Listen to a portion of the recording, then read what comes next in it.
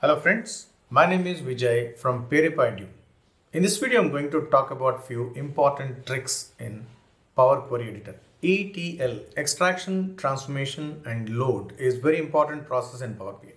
Once you have extracted the data into Power Query Editor, there are many options available in Power Query to transform the data into the proper shape.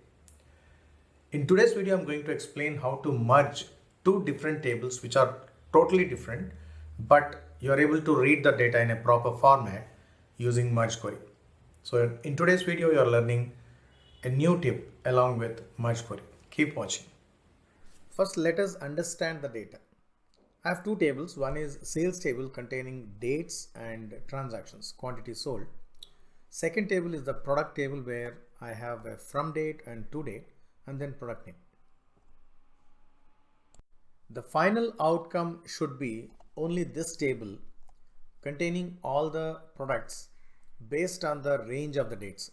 That means from 1st of January till 5th of January, the apple name should appear in this column, and then from 6 to 10 oranges and 11 to 16 mangoes.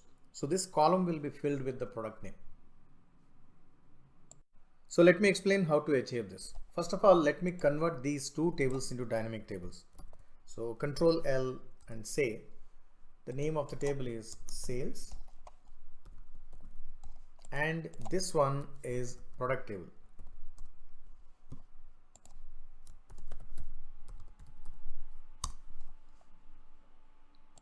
Now let me jump into Power BI and there I need to get into Power Query Editor. To go to Power Query Editor, I need to get into Queries Group, Transform Data. In Power Query Editor, I need to select New Source, Excel, and then the required file. And in the Navigator dialog, I'll get three elements, two tables and one sheet. Here I kept both the tables in the same sheet. That is the reason I don't want to select sheet. If I select sheet, I'll not be able to distinguish both the data in separate places. I want these two as two different tables. Otherwise, I should have kept in different pages or different sheets. Since I kept the data in the same sheet or sheet 1, since I created as a table, better to select the table instead of the sheet. So the scope of the area will be limited to the table itself. So product and then sales. And let me load it. Let me explain the requirement again.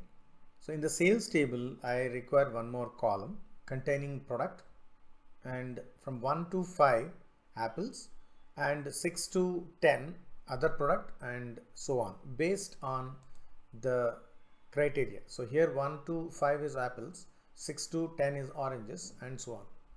I want that product name there based on the dates, but we do not have complete dates here. So we have only from and to dates. So for that, I need to first do some transformation here.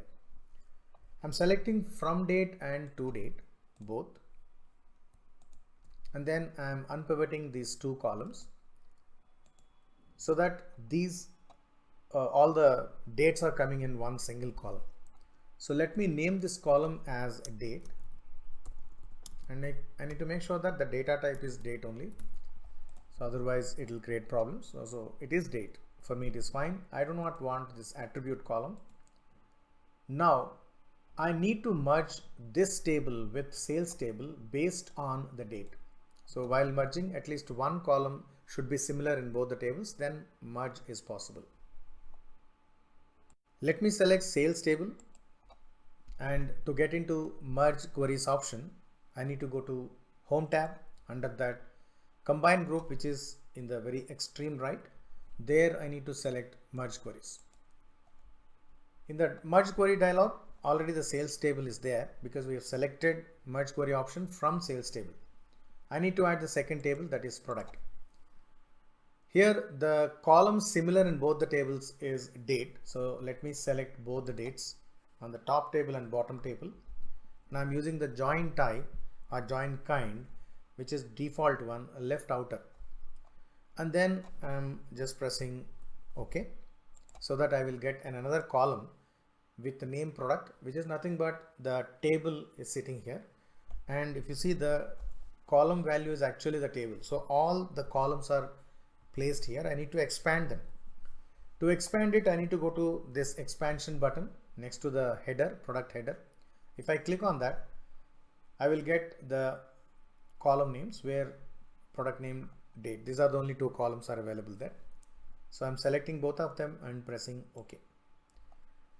Once I pressed OK, I have got the columns here. So product name, that is from the product table, product name and date are coming, and you have some nulls.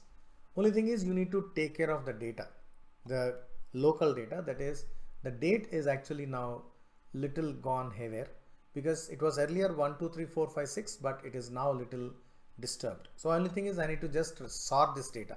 I'm just going to the date column, and there I'm sorting ascending, so that now my dates are properly sorted. So it is 1 2 3 4 5 and so on. Now the last step is to get the data. Go to product name and fill these nulls with apples. It's very simple process. That is, one option is there, fill either down or up. Here I wanted to fill down, and then right click and then fill and then down. Now you see, from 1st of January till 5th of January apples, 6th of January till 10th of January oranges, and so on. If you look at the Excel data, same thing is required. So till 5th of January apples, till 10th of January oranges, and after that mangoes. Same thing has happened. Thanks for watching this video. Your feedback is very important to me. So please do let me know how this video is useful to you. This video is based on a real-time question asked by one of the friends. So your questions are also invited. Based on that, I'll try to create another video.